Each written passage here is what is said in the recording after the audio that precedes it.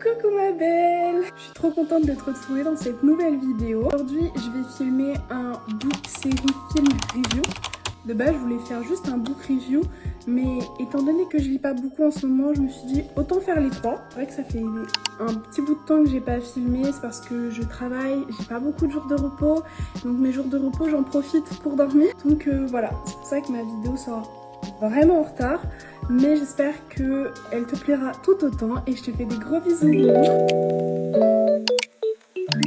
Donc là on va commencer avec la série Elle Sardine que tu peux retrouver sur Arte. La série elle a 6 épisodes, donc c'est une série en une seule saison et chaque épisode dure entre 6 à 13 minutes.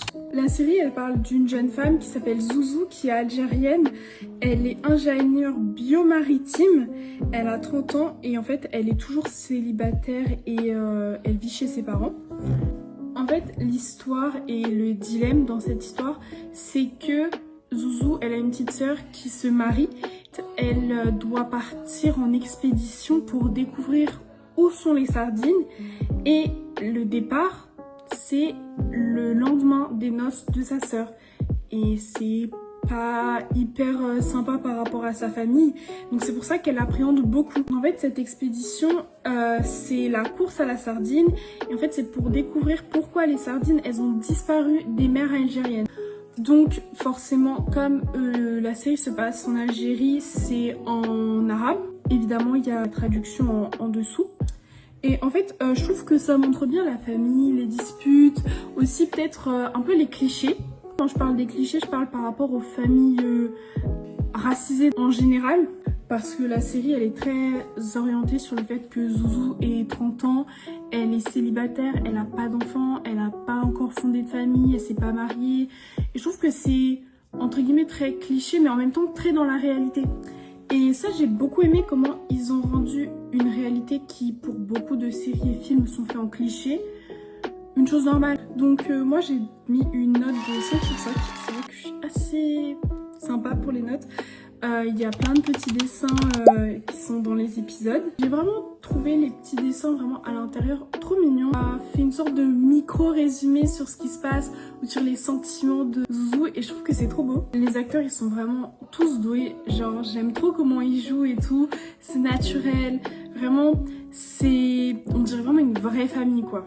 Il y a vraiment une intrigue à chaque épisode et on attend vraiment le suivant. On veut vraiment voir la suite en mode waouh, où est la suite? Voilà, il y a grave des rebondissements. On attend la fin et quand la fin arrive, on se dit c'est vraiment une fin cool quoi. Waouh! Ça m'a même fait un peu pleurer à la fin parce que je me suis dit elle décide pour elle pour une fois et ça c'est beau. Maintenant, on passe au film review. C'est sur le film Belle qui est sur Disney+. Et il a une durée d'à peu près 1h45. Je vais te lire directement le résumé du film, comme ça ira plus vite. C'est l'histoire vraie de Dido Elizabeth Bell, fille métisse d'un officier de la Royal Navy. Elle vit le racisme qui l'empêche de recevoir une bonne éducation. Mais elle tombe quand même amoureuse d'un jeune homme qui pourrait faire basculer toutes les générations à venir. Alors, la Royal Navy, j'imagine bien que c'est pas en 2025, donc c'est vraiment en plein pendant l'esclavage.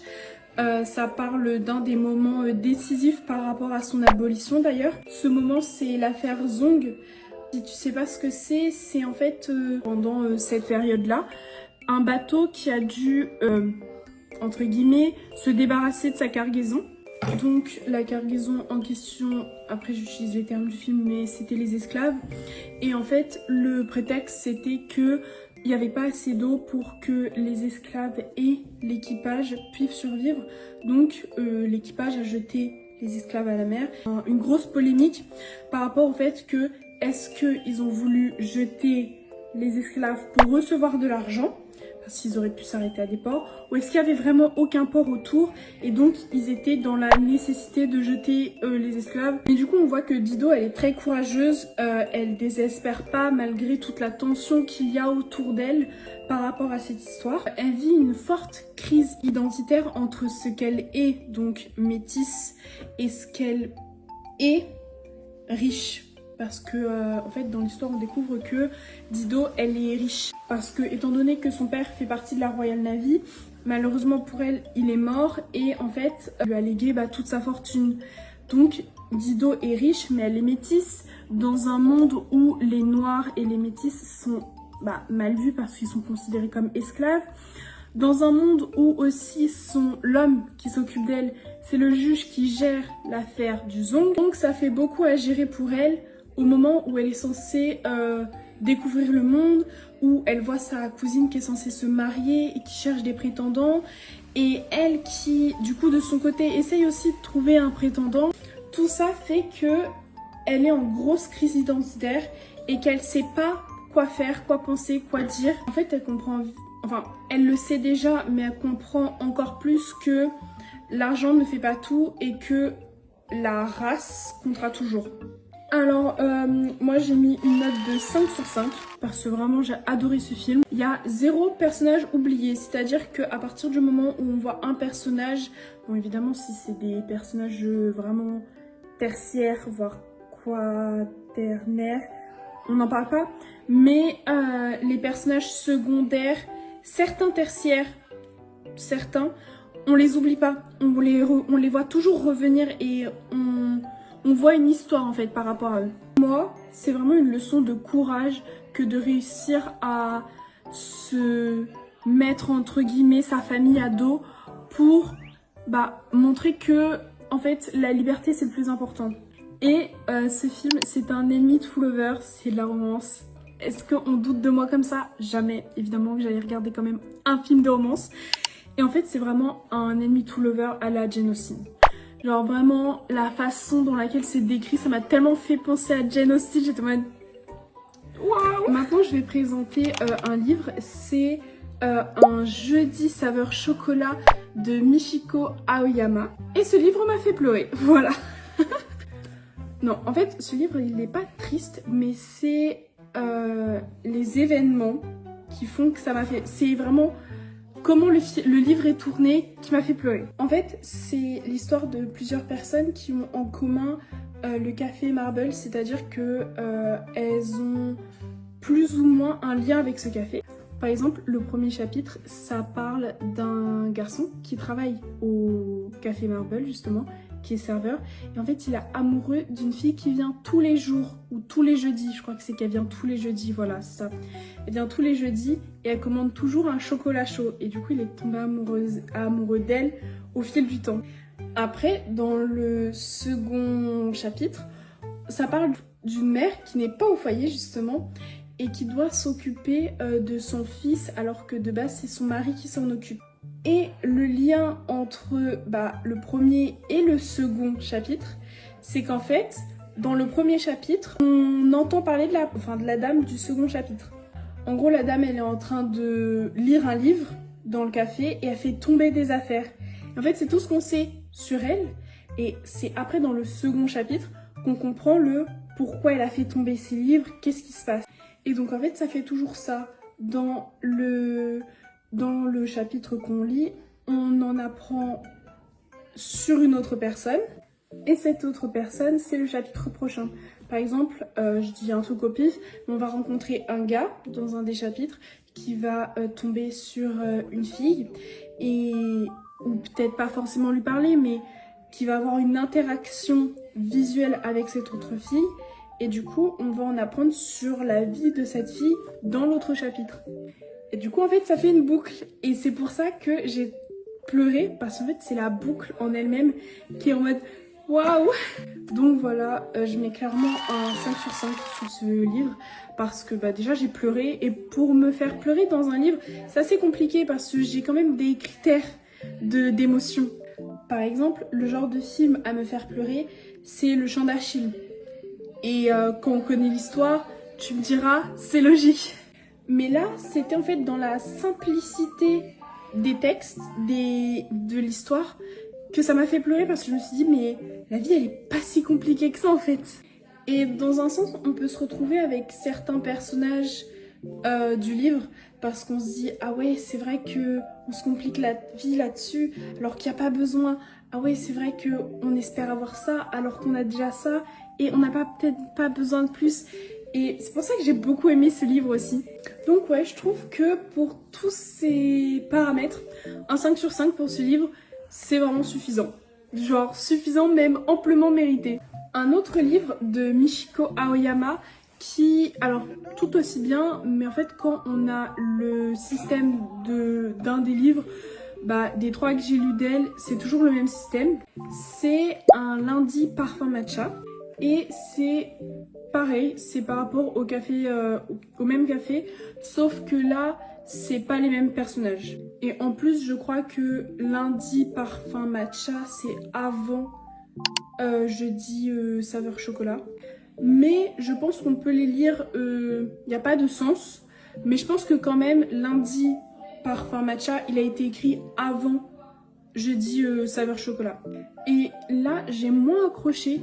Donc j'ai donné une note de 3,5 parce que j'ai vraiment moins accroché, ça m'a moins fait l'effet du premier.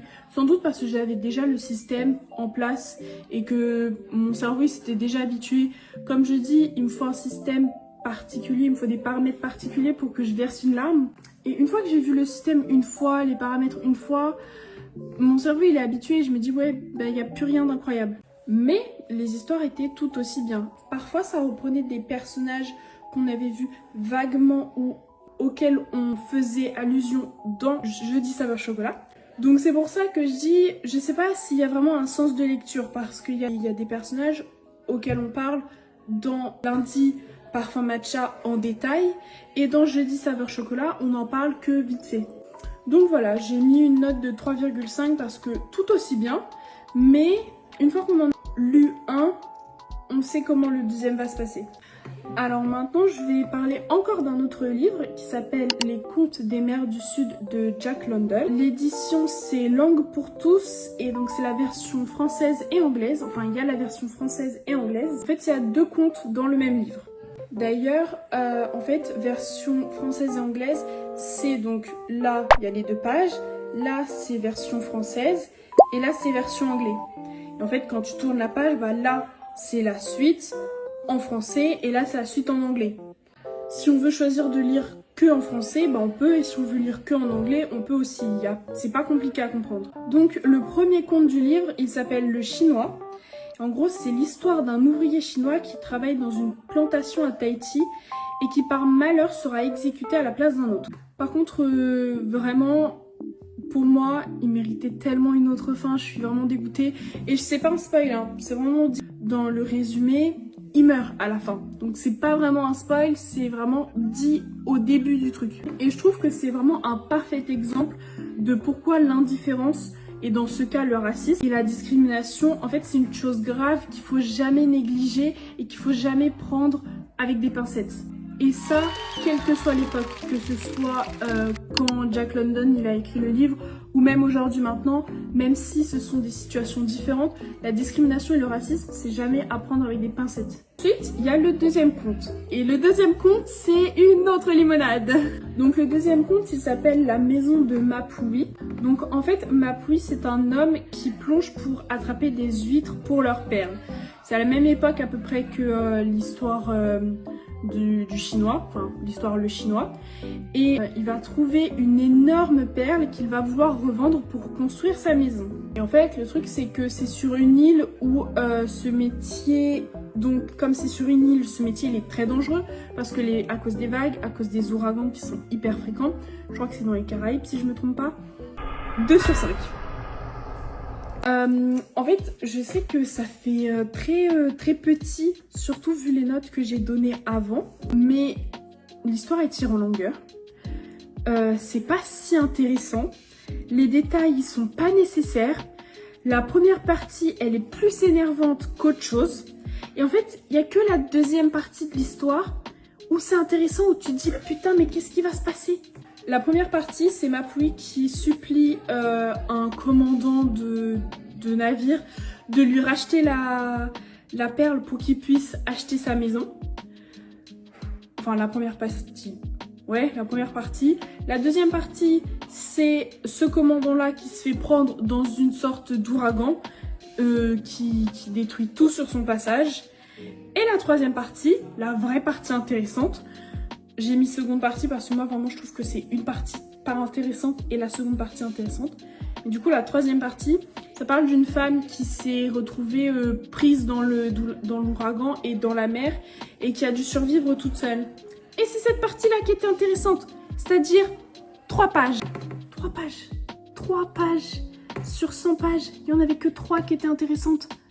Donc comment dire que vraiment le 2, je sais que ça fait un petit peu rêche, mais c'est mérité. Maintenant, je vais parler de la série adulte qui est sur Disney+. Elle a 8 épisodes et les épisodes, ils durent entre 20 et 27 minutes si je me trompe pas. En fait, c'est l'histoire de 5 jeunes. 5, évidemment, 5. Et en fait, c'est 5 jeunes qui sont à peu près de mon âge, donc dans la vingtaine, et qui essayent d'être et de devenir des adultes responsables et d'être des bonnes personnes. Et on voit aussi comment ils essayent de s'en sortir en fait.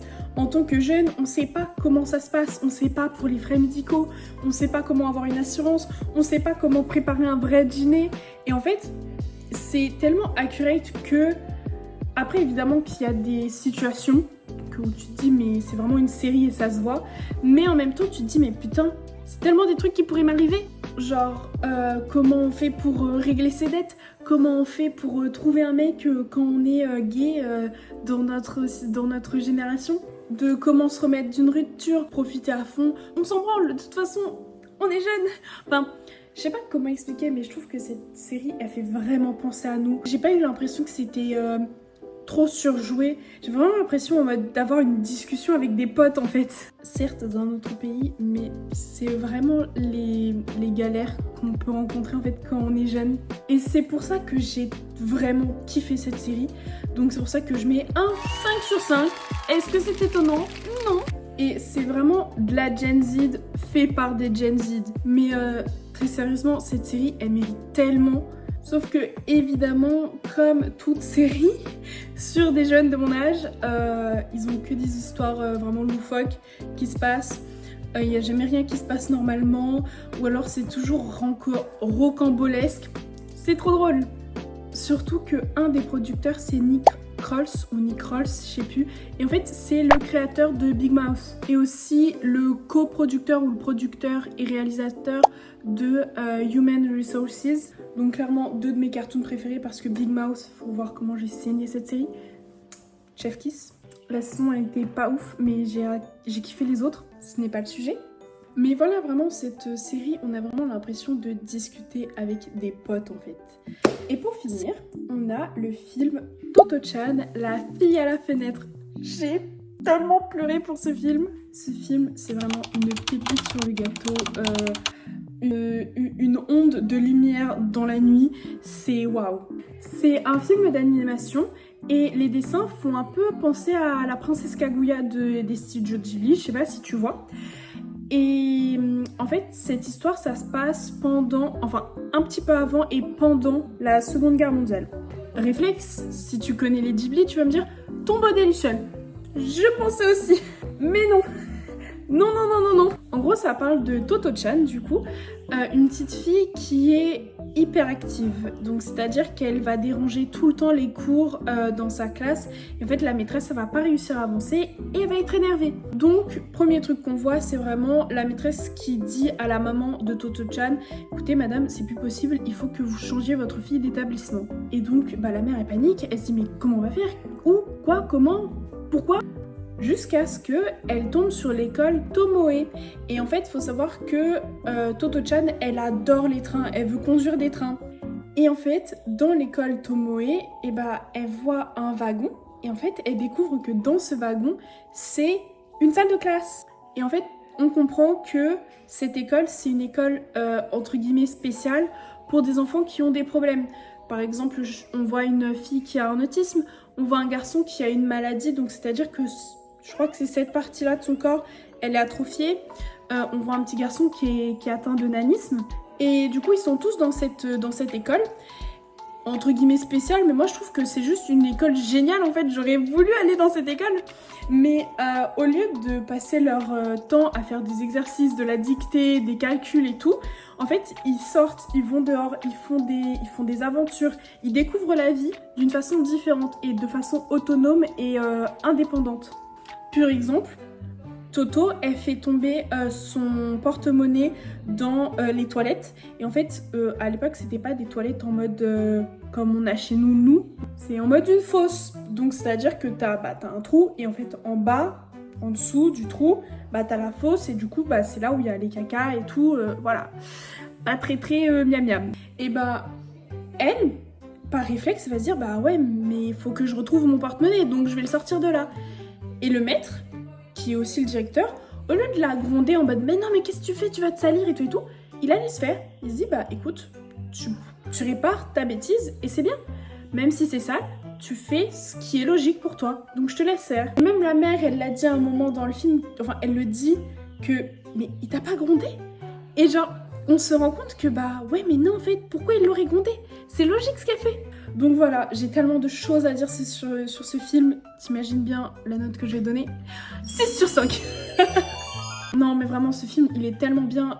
J'ai tellement envie d'en parler, mais je peux pas parce que sinon je spoil. Donc vraiment, je pense que c'est vraiment le film à regarder cet été. Surtout que pendant la Deuxième Guerre mondiale, là, c'est pas vraiment pendant, c'est un petit peu avant et au début. Donc ça met vraiment du baume au cœur où tu te dis, ils avaient quand même une vie mignonne, genre c'était mignon, les enfants ils vivaient quoi, genre on voit pas l'horreur de la guerre. Même si c'est normal que dans les films ils montrent l'horreur de la guerre, comme dans Le Tombeau des Lucioles, c'est le but du film, c'est pour prévenir de la guerre. Mais le fait qu'on parle de la guerre en arrière-plan, et qu'on parle de l'enfance d'une petite fille qui vit sa vie en mode hyperactive et qui kiffe sa life, et je trouve que c'est bien aussi de voir aussi que avant la guerre, ils vivaient aussi.